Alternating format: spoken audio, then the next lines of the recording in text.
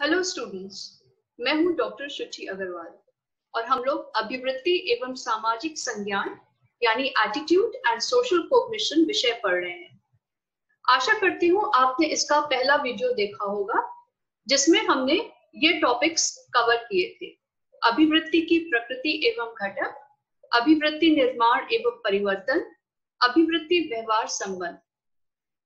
इस दूसरे वीडियो में हम ये 4 टॉपिक्स कवर करेंगे: पूर्वाग्रह एवं भेदभाव, सामाजिक संज्ञान, छवि निर्माण तथा गुणारोपण और समाजोपकारी व्यवहार। आइए शुरू करते हैं पूर्वाग्रह एवं भेदभाव से। सबसे पहले हम एक वीडियो देखते हैं। नाना ये देखो, शील्ड, लेग, हेलमेट। होमवर्क हो गया? मम्मी ये देखो, फिर दाग लगा दिया। पापा ये लीजिए आपके घर जाने की ticket. Hello, yeah I am just going to send you the email in 5 minutes. Yeah give me 5 minutes, I am working on the present. मेरी छोटी सी गुड़िया कितनी बड़ी हो गई। घर घर खेलती थी, अब घर संभालती है, ऑफिस संभालती है। I am so proud and I am so sorry. Sorry कि ये सब तुम्हें अकेले करना पड़ता है। सॉरी कि जब तुम घर घर खेलती थी तो मैंने तुम्हें रोका नहीं। ये नहीं कहा कि ये सिर्फ तुम्हारा काम नहीं है, तुम्हारे हस्बैंड का भी है। पर कहता भी कैसे है। और मेरी ग्रीन शर्ट धो देना। मैंने भी तो कभी तुम्हारी मम्मी की हेल्प नहीं की, और तुमने जो देखा वही सीखा। तुम्हारे हस्बैंड ने भी बचपन में यही देखा होगा। घर घर खेलते वक्त वो टीवी देखने की या न्यूज़पेपर पढ़ने की एक्टिंग करता होगा, और तुम जैसी कोई छोटी सी लड़की चाय बनाने की एक्टिंग करती होगी। उसके डैड की तरफ से सॉरी, तुम्हारे डैड की तरफ से सॉरी, और हर उस डैड की तरफ से सॉरी जिसने कई कई सालों से एक गलत एग्जाम्पल सेट किया।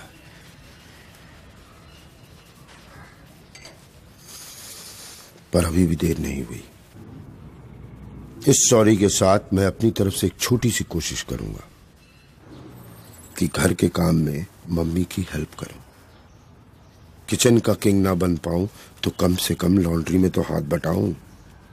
इतने साल एक गलत एग्जाम्पल सेट किया है, अब कुछ सही कर जाऊं।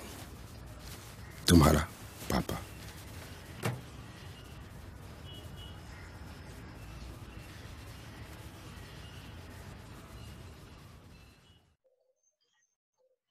स्टूडेंट्स, अभी आपने एक एड देखा जिसमें बहुत ही अच्छे से दर्शाया है कि औरतों के प्रति रूढ़ धारणा यानी स्टीरियोटाइप कितना प्रचलित है।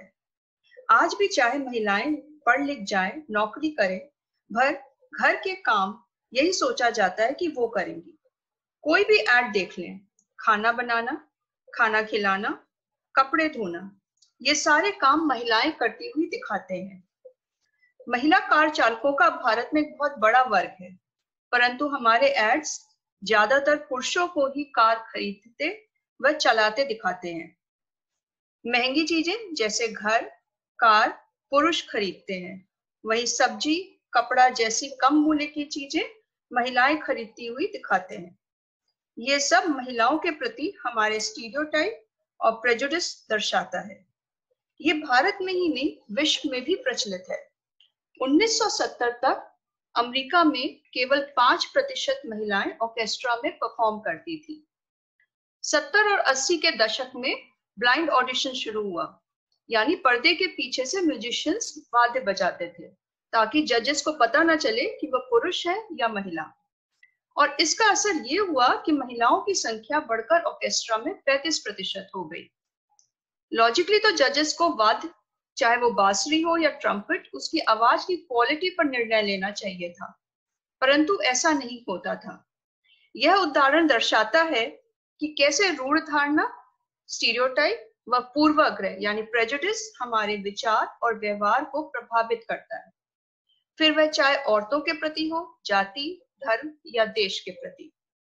जर्मनी में नाजियों के द्वारा ज्यूस यानी यहूदियों के विरुद्ध किया गया प्रजाति संहार पूर्वाग्रह की पराकाष्ठा का उदाहरण है, जो दिखाता है कि कैसे प्रेजुडिस, घृणा, भेदभाव निर्दोष लोगों को सामूहिक संहार की ओर ले जाता है।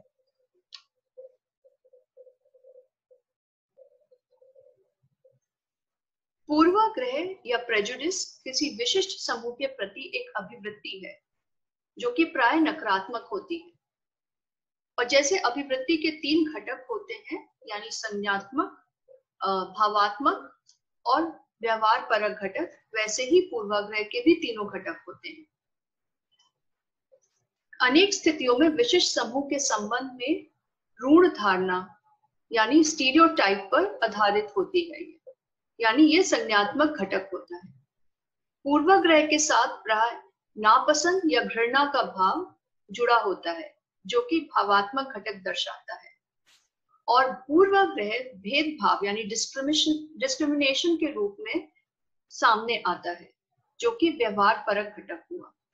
अब इसके उदाहरण कई हैं, जैसे समाज में लिंग, धर्म, समुदाय, जाति, शारीरिक विकलांगता एवं बीमारियां जैसे एड्स पर आधारित भेदभावपूर्ण व्यवहार।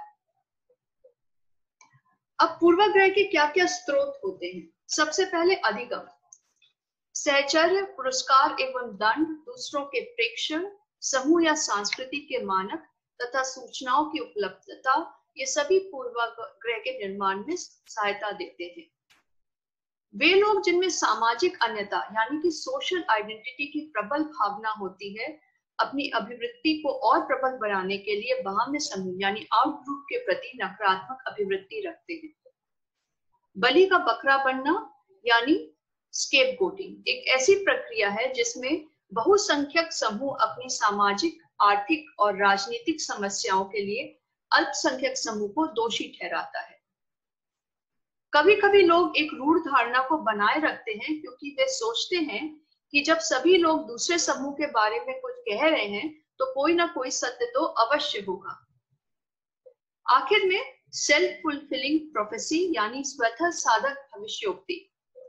कुछ स्थितियों में वह समूह जो पूर्वाग्रह का लक्ष्य होता है स्वयं ही पूर्वाग्रह को बनाए रखने के लिए जिम्मेदार होता है, यानी ऐसा व्यवहार करता है जो पूर्वाग्रह को प्रमाणित करता है।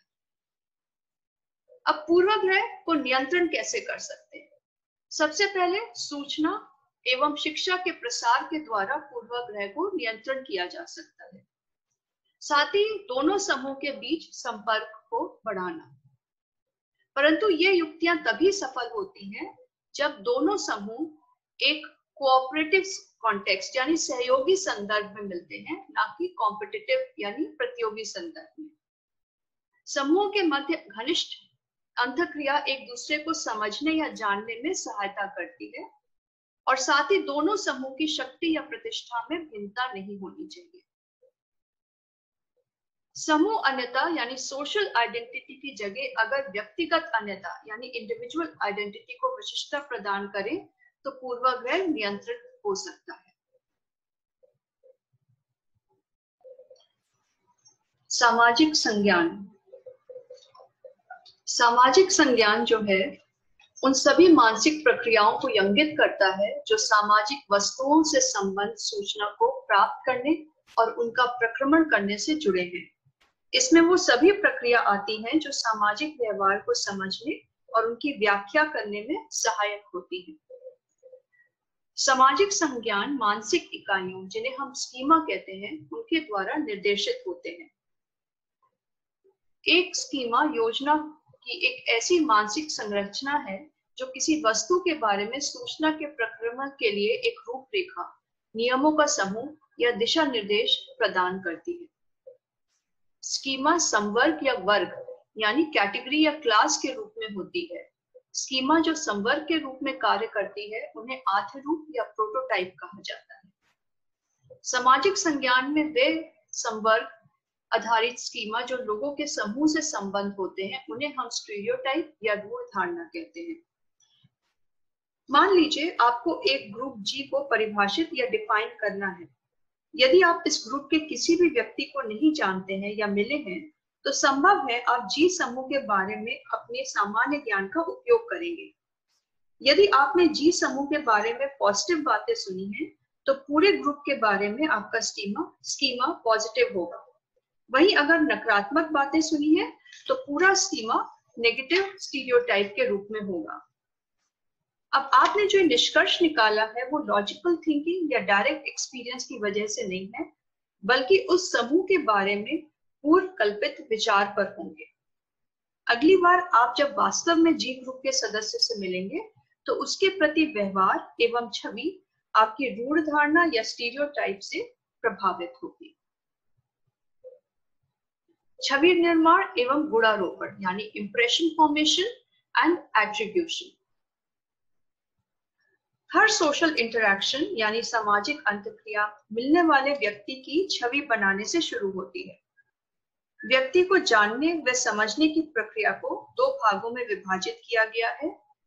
पहला है छवि निर्माण यानी इंप्रेशन फॉर्मेशन और दूसरा है गुणारोपण यानी एट्रीब्यूशन यानी कारण देना। वो व्यक्ति जो छवि बनाता है उसे परसीवर या प्रत्यक्षकर्ता कहते हैं और वो व्यक्ति जिसके बारे में छवि बनाई जाती है उसे लक्ष्य या टारगेट कहा जाता है। प्रत्यक्षकर्ता लक्ष्य के गुणों के संबंध में सूचनाएं एकत्र करता है तथा लक्ष्य के बारे में निष्कर्ष निकालता है। गुणारोपण में प्रत्यक्षकर्ता व्याख्या करता है कि लक्ष्य ने किसी विशिष्ट प्रकार से व्यवहार क्यों किया। छवि निर्माण एवं गुणारोपण में जो प्रभावित करने वाले कारक हैं वो हैं प्रत्यक्षकर्ता को उपलब्ध सूचनाओं की प्रकृति, प्रत्यक्षकर्ता के सामाजिक स्कीमा, प्रत्यक्षकर्ता की व्यक्तिगत विशेषताएं यानी पर्सनालिटी कैरेक्टरिस्टिक्स और परिस्थिति जन्य कारक यानी सिचुएशनल फैक्टर्स। छवि निर्माण में 3 उप प्रक्रियाएं होती हैं। सबसे पहले चयन। हम लक्ष्य व्यक्ति के बारे में सूचनाओं की कुछ इकाइयों को ही ध्यान में रखते हैं। फिर चयनित सूचनाएं एक क्रमबद्ध या व्यवस्थित तरीके से जोड़ी जाती हैं जिसे संगठन कहते हैं और हम इससे इस बारे में निष्कर्ष निकालते हैं कि लक्ष्य किस प्रकार का व्यक्ति है। छवि निर्माण को कुछ विशिष्ट गुण अन्य शील गुणों की अपेक्षा अधिक प्रभावित करते हैं। जैसे जिस क्रम या अनुक्रम में सूचना प्रस्तुत की जाती है छवि निर्माण उससे प्रभावित होता है। अक्सर देखा गया है कि पहले प्रस्तुत की जाने वाली सूचना का प्रभाव बाद में दी जाने वाली सूचना से अधिक प्रबल होता है। इसे प्रिमेसी इफेक्ट कहते हैं। पर अगर परसीवर को कह दिया जाए कि वो सब सूचना या इंफॉर्मेशन पर ध्यान दे ना कि केवल पहली, तब रिसेंसी इफेक्ट यानी आसन्नता प्रभाव का असर ज्यादा प्रबल होता है। हेलो इफेक्ट यानी परिवेश प्रभाव। सोचने की एक प्रवृत्ति होती है कि एक लक्ष्य व्यक्ति जिसमें सकारात्मक गुणों का एक समूह है उसमें उस समूह से जुड़े दूसरे गुण भी होने चाहिए। जैसे हम किसी व्यक्ति के बारे में सुने कि वो बहुत सुव्यवस्थित यानी टाइडी और पंक्चुअल है तो हम ये भी सोचने की संभावना है कि वह परिश्रमी या हार्ड वर्किंग भी होगा। इसे हेलो इफेक्ट कहते हैं। गुणारोपण या एट्रीब्यूशन। एक छवि बनाने के बाद हम अक्सर व्यक्ति के व्यवहार के कारणों को बताने की प्रक्रिया से गुजरते हैं। जब हम व्यक्ति के व्यवहार के लिए कारण देते हैं तो हम कारणों को मुख्य रूप से आंतरिक यानी इंटरनल या बाह्य यानी एक्सटर्नल के रूप में वर्गीकृत कर सकते हैं। अब जैसे अगर हम ए को बी को मारते हुए देखते हैं तो हम इस व्यवहार का कारण इस प्रकार दे सकते हैं। पहला, ए ने बी को मारा क्योंकि वह उग्र स्वभाव का है, यह आंतरिक वजह हुई यानी इंटरनल। दूसरा, ये भी कह सकते हैं कि बी ने ए के साथ गलत व्यवहार किया इसलिए ए ने मारा, यह एक्सटर्नल या बाह्य कारण हुआ। लोग सफलता व असफलता का गुणारोपण करते हैं तो कारणों को इंटरनल, एक्सटर्नल यानी आंतरिक और बाह्य या स्थायी और अस्थायी कारकों के रूप में विभाजित कर सकते हैं। स्थायी कारक वो होते हैं जो समय के साथ बदलते नहीं हैं और अस्थायी कारक वो होते हैं जो परिवर्तित होते रहते हैं। वाइनर ने इसका वर्गीकरण किया है जो आप सामने देख रहे हैं। इसमें आंतरिक कारक जो स्थायी है वो है योग्यता और आंतरिक कारक जो अस्थायी है वो है प्रयास और कठोर परिश्रम। वहीं बाह्य कारक जो स्थायी है वो भाग्य और बाह्य कारक जो अस्थायी है वो कार्य की विशेषताएं। फंडामेंटल एट्रीब्यूशन एरर या मूल गुणारोपण त्रुटि। गुणारोपण करते समय लोग अक्सर आंतरिक फैक्टर्स को ज्यादा महत्व देते हैं। इसे हम फंडामेंटल एट्रीब्यूशन एरर कहते हैं। सफलता व असफलता के लिए गुणारोपण में फर्क होता है। लोग सफलता का कारण आंतरिक फैक्टर्स को देते हैं जैसे योग्यता और परिश्रम, और असफलता कारण अक्सर हम एक्सटर्नल फैक्टर्स को देते हैं जैसे भाग्य या कार्य कठिनता आदि। एग्जाम्स में अगर आपके कम मार्क्स आए तो आप क्या कहेंगे? ये इसलिए हुआ क्योंकि भाग्य अच्छा नहीं था, अक्सर यही कहा जाता है। परंतु अगर अच्छे आते हैं, अच्छे नंबर्स आते हैं, तो इसका गुणारोपण हम योग्यता या अपने परिश्रम पर करेंगे।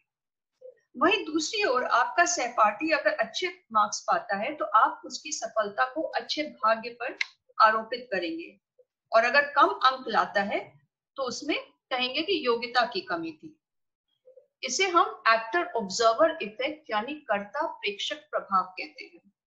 एक्टर ऑब्जर्वर में अंतर का मूल कारण यह है कि लोग दूसरों की तुलना में अपनी एक अच्छी छवि बनाना चाहते हैं।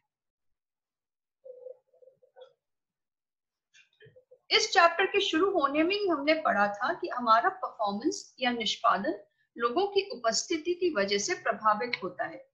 इसे सोशल फैसिलिटेशन या सामाजिक सुदृढ़ीकरण कहते हैं। नॉर्मन ट्रिपलेट ने 1897 में देखा कि लोग दूसरों की उपस्थिति में ज्यादा अच्छा परफॉर्मेंस या निष्पादन करते हैं। जैसे साइकिल अकेले चलाने की तुलना में जब दूसरों के साथ साइकिल चलाते हैं तो बेहतर निष्पादन होता है, और इसके कई कारण हैं। सबसे पहले अराउजल। व्यक्ति अराउजल का अनुभव कर रहा है जो व्यक्ति को अधिक तीव्र प्रतिक्रिया करने में योग्य बनाती है। यह व्याख्या जायंस ने दी थी। अराउजल इसलिए होता है क्योंकि व्यक्ति को लगता है कि उसका मूल्यांकन किया जा रहा है। इसे कॉटरेल ने इवैल्यूएशन एप्रीहेंशन कहा था, यानी मूल्यांकन बोध। हम प्रशंसा पाना चाहते हैं और आलोचना का परिहार करना चाहते हैं, इसलिए अच्छा निष्पादन करते हैं। कार्य की प्रकृति या नेचर ऑफ द टास्क भी परफॉर्मेंस को प्रभावित करता है। सरल कार्य में व्यक्ति को पता होता है कि अच्छे से कार्य कर लेगा और उसे पुरस्कार मिलेगा, इसलिए लोगों की उपस्थिति में सरल कार्य में निष्पादन ज्यादा अच्छा होता है।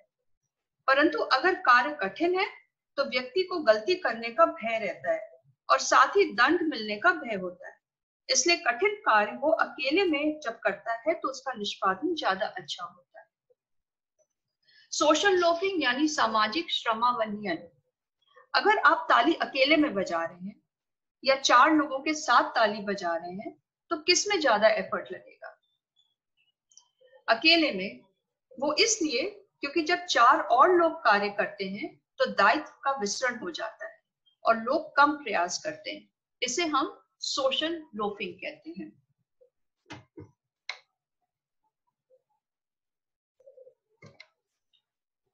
समाजोपकारी व्यवहार यानी प्रो सोशल बिहेवियर अब हम पढ़ेंगे। आइए उससे पहले एक छोटा सा वीडियो देखते हैं।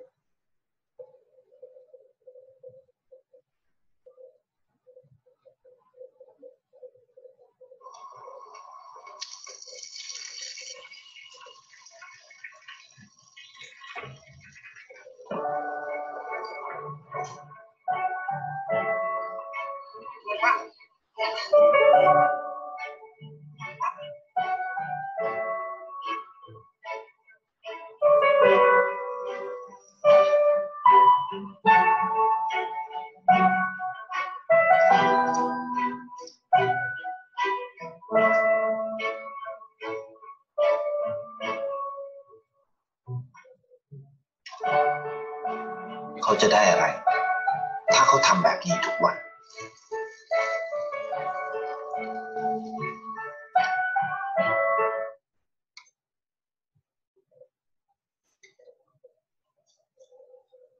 इस वीडियो में आपने अभी देखा कि एक व्यक्ति सबकी मदद कर रहा है बिना किसी आत्महित के भाव के। उसको किसी से अपेक्षा नहीं है कि कोई वापस उसके लिए कुछ मदद करेगा। इसे समाजोपकारी व्यवहार करते हैं, यानी दूसरों का भला करना एवं उनके लिए सहायक होना। जैसे अपनी चीजें दूसरों को बांटना, दूसरों के साथ सहयोग करना, सहानुभूति दिखाना, दूसरों का समर्थन करना, दान करना, ये सब प्रो सोशल बिहेवियर के उदाहरण है। इसमें दूसरे व्यक्तियों को लाभ पहुंचाना या उनका भला करना ही लक्ष्य होता है और बदले में किसी चीज की अपेक्षा नहीं की जाती। ये व्यक्ति के द्वारा स्वेच्छा यानी वॉलंटरी किया जाता है, यानी बिना किसी दबाव के। इसमें सहायता करने वाले व्यक्ति के लिए कुछ कठिनाइयां हो सकती हैं। समाजोपकारी व्यवहार जो है वो एक सहायता करने की नेचुरल टेंडेंसी है और समाजोपकारी व्यवहार अधिगम से प्रभावित होता है। यानी जो लोग ऐसे परिवार में बड़े हुए हैं जो लोगों की सहायता करने का आदर्श स्थापित करते हैं, उनमें समाजोपकारी व्यवहार ज्यादा होता है, क्योंकि वो दूसरों को देख के, अपने माता पिता को देख के ये व्यवहार सीखते हैं।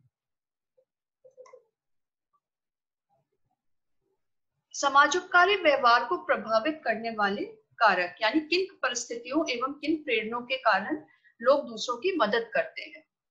सबसे पहले सांस्कृतिक कारक।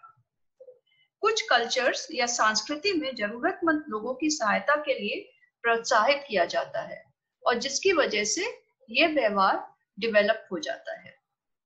समाजोपकारी व्यवहार उस समय भी दिखता है जब कोई सामाजिक मानक यानी सोशल नॉर्म सक्रिय होता है जिसमें दूसरों की सहायता करने की आवश्यकता या मांग होती है। प्रो सोशल बिहेवियर यानी समाजोपकारी व्यवहार के संदर्भ में 3 मानकों का उल्लेख किया गया है। सबसे पहले सोशल रिस्पॉन्सिबिलिटी या सामाजिक उत्तरदायित्व। हमें किसी अन्य कारक पर विचार किए बिना उनकी मदद या सहायता करनी चाहिए जो मदद चाहते हैं। हमें उन लोगों की सहायता करनी चाहिए जिन्होंने हमारी सहायता पहले की है, यानी रेसिप्रोसिटी या परस्परता। और हमें तब दूसरों की सहायता करनी चाहिए जब हमें लगे कि ऐसा करना सही या उचित है, यानी इक्वालिटी या समानता। समाजोपकारी व्यवहार उस व्यक्ति की प्रत्याशित प्रतिक्रिया से प्रभावित होता है जिसकी सहायता की जा रही है। यानी कभी कभी ऐसा हो सकता है कि लोग दूसरों को पैसा देने में हिचकिचाएं क्योंकि उन्हें लगे कि कहीं वह व्यक्ति अपमानित ना महसूस करे, तो दूसरे की प्रतिक्रिया की वजह से हम उसका इफेक्ट हमारे समाजोपकारी व्यवहार पर पड़ता है। दूसरी चीज है कि उन लोगों में प्रो सोशल बिहेवियर प्रदर्शित होने की संभावना अधिक होती है जिसमें एम्पैथी होती है, यानी सहायता पाने वाली व्यक्ति की परेशानी या कष्ट को अनुभव करने की क्षमता अधिक होती है। जैसे मदर टेरेसा थी या बाबा साहब अम्बेडकर इसके उदाहरण हैं, जिनमें एम्पैथी बहुत ज्यादा थी और वो लोगों की सहायता करने के लिए तत्पर रहते थे। समाजोपकारी व्यवहार ऐसे कारणों में कम हो सकता है जैसे खराब मनस्थिति, अपनी ही समस्याओं में व्यस्त रहना या ये भावना की सहायता दिए जाने वाला व्यक्ति अपनी स्थिति के लिए स्वयं जिम्मेदार है। समाजोपकारी व्यवहार उस समय भी कम हो सकता है जब दर्शकों की संख्या 1 से अधिक हो, यानी दायित्व का विसरण हो, यानी डिफ्यूजन ऑफ रिस्पॉन्सिबिलिटी। जैसे कभी कभी सड़क दुर्घटना या रोड एक्सीडेंट में पीड़ित व्यक्ति को सहायता इसलिए नहीं मिलती क्योंकि घटना स्थल पर बहुत लोग होते हैं। प्रत्येक व्यक्ति सोचता है कि सहायता देना उसका अकेले की जिम्मेदारी नहीं है और दूसरा व्यक्ति यह जिम्मेदारी ले सकता है, यानी यहाँ पे डिफ्यूजन ऑफ रिस्पॉन्सिबिलिटी या दायित्व का विसरण होता है। तो स्टूडेंट्स, इस वीडियो में आपको सामाजिक व्यवहार के कुछ रूपों की झलक मिली। उम्मीद है आपको पूर्वाग्रह एवं भेदभाव, सामाजिक संज्ञान, छवि निर्माण तथा गुणारोपण और समाजोपकारी व्यवहार के कॉन्सेप्ट समझ में आ गए होंगे। Thank you.